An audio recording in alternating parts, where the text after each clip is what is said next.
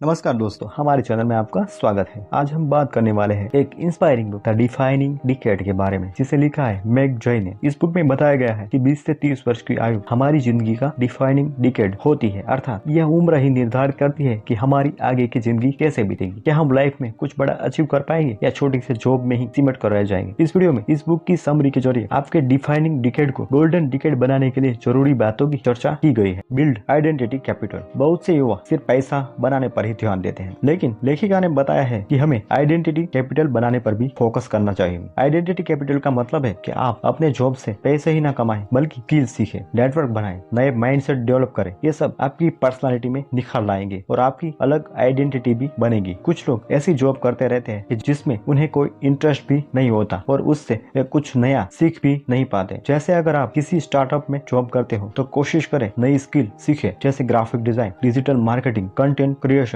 आदि। इससे जॉब छोड़ने के बाद भी वे स्किल आपके साथ रहेंगी और दूसरी जगह जॉब दिलाने में आपकी मदद करेंगी। इससे विपरीत किसी ऑफिस में क्लर्क बनकर सिर्फ फाइल्स भरने का काम करेंगे तो उससे आपको कोई खास स्किल्स नहीं मिलेंगी और आपकी ग्रोथ भी नहीं होगी। Weak ties are important. बहुत बार हम स्ट्रॉन्ग टाइज यानी कि मजबूत रिश्ते बनाने में ही ध्यान देते हैं, जैसे वर्क प्लेस पर एक दो बेस्ट फ्रेंड बना देंगे, लेकिन इससे हमारा नेटवर्क नहीं बन पाता। इसके लिए आप वीक टाइज भी बनाएं, मतलब कि वर्क प्लेस पर हर व्यक्ति से बात करें, ज्यादा नहीं तो उनका हालचाल जरूर पूछें, कॉमन इंटरेस्ट की बात करें, उनसे आप मिलते जुलते रहिए। इस आपकी काफी जान पहचान बनेगी और अगर कभी जॉब छोड़ने की बारी आई तो उनमें से कोई व्यक्ति आपको काम दिलवा सकता है। Chase your dreams. अपने अंदर झांके और देखें कि आप में कौन सा टैलेंट है। आप क्या बनने का सपना देखते थे लेकिन मजबूरीवश आप उसे पूरा न कर पाए। जॉब करने के दौरान आप उस सपने पर भी काम कर सकते हो। उस सपने पर काम करना कभी मत छोड़े। जैसे अगर आप कभी नोवेल लिखना चाहते थे तो आप अपने अंदर के राइटर को खत्म मत कीजिए, बल्कि हर दिन लिखते रहिए। अच्छा होगा कि आप ब्लॉग शुरू करें और हो सकता है कि आपका ब्लॉग लोगों को पसंद आ जाए और आप उससे भी पॉजिटिव इनकम बनाने लगे। Beware of social media. बहुत से लोग फेसबुक और सोशल मीडिया की वजह से इन्फीरियरिटी कॉम्प्लेक्स के शिकार हो जाते हैं। दूसरे लोग कभी वेकेशन की फोटो डालते हैं या कभी रेस्टोरेंट में खाने की। इससे बाकी लोग सोचते हैं कि उनकी लाइफ कितनी अच्छी है और आप तो जॉब में फंसे पड़े हैं, लेकिन इसमें कोई सच नहीं है। लोग कभी कभी ही वेकेशन पर जाते हैं और कोई भी हर दिन बाहर नहीं खा सकता। हर किसी की लाइफ में कष्ट होते ही है। फेसबुक और सोशल मीडिया से उत्पन्न होने वाले इस तरह के स्ट्रेस से दूर रहे, या तो इन चीजों का इस्तेमाल ना करे और अगर यूज करना ही है तो एक हेल्दी माइंडसेट के साथ करे। कभी भी खुद को दूसरों से कंपेयर ना करे। आप अपने आप में यूनिक हो और आपको कोई भी रिप्लेस नहीं कर सकता। The customized life. ऐसा लगता है कि हम हमेशा एक ऑटोमेटिक लाइफ जीते हैं जो दूसरों ने पहले से ही हमारे लिए डिजाइन कर रखी है, जैसे पहले स्कूल जाओ, फिर कॉलेज, फिर जॉब ढूंढो। लेकिन लेखिका ने कहा है कि हम लाइफ को कस्टमाइज भी कर सकते हैं। इसके लिए हम में हिम्मत होनी चाहिए। मान लीजिए कि आपके पेरेंट्स आप पर प्रेशर डाल रहे हैं कि डॉक्टर बनो, लेकिन आपका उसमें मन ही नहीं लगता। इससे विपरीत आपको खाना बनाने का बहुत शौक है, तो आप में हिम्मत होनी चाहिए कि आप डॉक्टर बनने से मना कर सके और शेफ बनने के लिए होटल मैनेजमेंट का कोर्स करें। तो इस तरह से अपना करियर खुद चुने और अपने टैलेंट के बेस पर चुने, ना कि लोगों को दिखाने के लिए कि मैं एक डॉक्टर बनूंगा, क्योंकि गलत सब्जेक्ट में फंसने से आप उसमें अच्छा रिजल्ट कभी नहीं ला पाओगे। डॉक्टर बनना तो दूर, आप अपनी लाइफ भी ठीक से एंजॉय नहीं कर पाओगे। New age romance. आजकल हुकअप कल्चर शुरू हो गया है। लोग ऑनलाइन डेट ढूंढते हैं और मौज मस्ती करके आगे बढ़ जाते हैं, लेकिन इस तरह बहुत उम्र निकल जाती है और आगे चलकर शादी के लिए अच्छा पार्टनर नहीं मिलता। इसलिए यंग एज में ही अपने लिए एक अच्छा पार्टनर ढूंढिए। प्यार में पड़ना कोई गलत बात नहीं है। अपने रिलेशनशिप पर भी इन्वेस्ट करना चाहिए। एक दूसरे को टाइम दीजिए, फीलिंग्स को समझिए और ट्रस्ट डेवलप कीजिए। Partner and family. पार्टनर के साथ साथ उनकी फैमिली को भी जानिए। अगर आपकी उनके साथ नहीं बन पाती है तो इससे प्रॉब्लम्स हो सकती है। इसलिए पार्टनर बनाते समय पहले ही उनसे सब कुछ क्लियर कर ले। अगर सब ठीक है तो उनकी फैमिली को भी उतनी ही रिस्पेक्ट दीजिए जितनी अपनी फैमिली को देते हैं। Live in relations. आजकल लिव इन का भी ट्रेंड चल रहा है, लेकिन बहुत से लोग लिव इन में रहने तो लगते हैं, लेकिन आगे चलकर उन्हें प्रॉब्लम्स भी होती है। लिव इन के बाद जब वे मैरिज करते हैं तो उन्हें उसमें कोई एक्साइटमेंट नहीं मिलता, उन्हें घुटन होने लगती है और उनके डिवोर्स के चांस भी बढ़ जाते हैं। इसलिए लिव इन में रहने से पहले कमिटमेंट लेवल चेक कर ले और यह भी देख ले कि आप इससे मिलने वाले स्ट्रेस को झेल पाएंगे या नहीं। Reduce your cost. युवा लोगों के लिए विकसित देशों की अपेक्षा थर्ड वर्ल्ड कंट्रीज में रहना ज्यादा फायदेमंद हो सकता है। वहाँ रेंट भी कम होता है और खाने का खर्चा भी कम। इस वजह से वो सेविंग भी कर पाते हैं। इसका बेस्ट एग्जांपल थाईलैंड है, जहाँ काफी बीचेस हैं और पॉल्यूशन भी नहीं है। वहाँ सी फूड भी बहुत सस्ता मिलता है और इस तरह यंग जनरेशन काम के साथ साथ एंजॉय भी कर सकती है। Forward thinking. कॉलेज से निकलकर जब रियल लाइफ में कदम रखते हैं तो वहाँ की दुनिया ही बदल जाती है। कॉलेज में तो खूब मौज मस्ती करने की आदत होती है, लेकिन जब जॉब लगती है तो सारी फ्रीडम भी खत्म होती सी लगती है। कपड़े भी डिसेंट पहनने पड़ते हैं, लेकिन हमें हमेशा फॉरवर्ड थिंकिंग अपनानी चाहिए। आप वीकेंड पर अपने शौक पूरे कीजिए या ऑफिस आवर्स के बाद यह सब कर सकते हो। थोड़ी एडजस्टमेंट करने के लिए तैयार रहें, लेकिन कभी भी जिंदगी जीना ना छोड़े। काम योरसेल्फ। युवावस्था में लोग छोटी छोटी चीजों का भी बुरा मान जाते हैं। वे क्रिटिसिज्म को भी झेल नहीं पाते। इसके चलते कई बार वे जॉब तक भी छोड़ देते हैं। जॉब छूटने से प्रॉब्लम्स और बढ़ जाते हैं। उनके पास पैसे की कमी हो जाती है और उनके रिलेशनशिप में भी टेंशन हो जाती है। इसलिए खुद को शांत करना सीखिए। छोटी छोटी बातों का बुरा न माने। फेलियर से भी निराश न हो, बल्कि अपनी गलतियों से सीखकर दोबारा कोशिश करें। याद रखें, अपनी खुशी को दूसरों का मोहताज न होने दें। सिर्फ अपने गोल्स पर फोकस बनाए रखें और खुश होकर जिंदगी जिए। Getting ahead with goals. अगर हमें जिंदगी में आगे बढ़ना है तो हमें गोल्स बनाने चाहिए। गोल्स बनाने स्किल्स में मास्टरी हासिल करते हैं। गोल्स हमें फालतू के कामों से दूर रखते हैं और इससे हम खुश भी रहते हैं। इसलिए अपने लिए गोल्स जरूर बनाएं। गोल्स किसी भी एरिया में बनाए जा सकते हैं, जैसे पर्सनल, प्रोफेशनल या सोशल। गोल्स शॉर्ट टर्म भी हो सकते हैं और लॉन्ग टर्म भी। इसलिए प्रतिदिन गोल्स बनाने की आदत डालें। तो दोस्तों, हमारी ये बुक समरी आपको कैसी लगी? आशा है कि वीडियो को देखकर आपको भी सीख मिली होगी कि युवावस्था में किस तरह से लाइफ जीनी चाहिए। अगर आपने अभी तक हमारी चैनल को सब्सक्राइब नहीं किया है तो सब्सक्राइब जरूर करें और बेल आइकन भी जरूर प्रेस करें, ताकि आपको हमारी आने वाली वीडियो की नोटिफिकेशन मिलती रहे। और हमारे वीडियो को लाइक करना मत भूलें। आपका कीमती समय देने के लिए धन्यवाद।